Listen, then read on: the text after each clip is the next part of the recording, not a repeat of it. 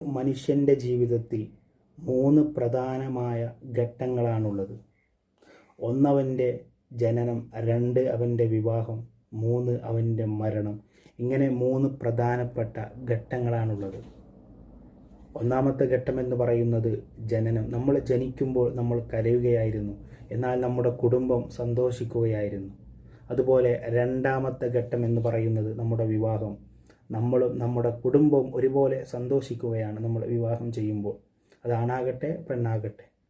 മൂന്നാമത്തെ ഘട്ടം എന്ന് പറയുന്നത് നമ്മുടെ മരണമാണ്. നമ്മൾ മരണപ്പെടുമ്പോൾ നമ്മുടെ കുടുംബം കരയുകയാണ്. നമ്മൾ ഏതവസ്ഥയിലാണെന്ന് നമുക്കറിയുകയില്ല.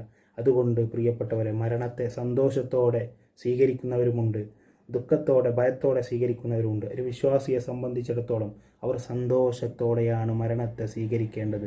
അള്ളാഹു നമുക്ക് ഈ ലോകത്തോട് വിട പറയുമ്പോൾ സന്തോഷത്തോടെ കലിമ ചൊല്ലിക്കൊണ്ട്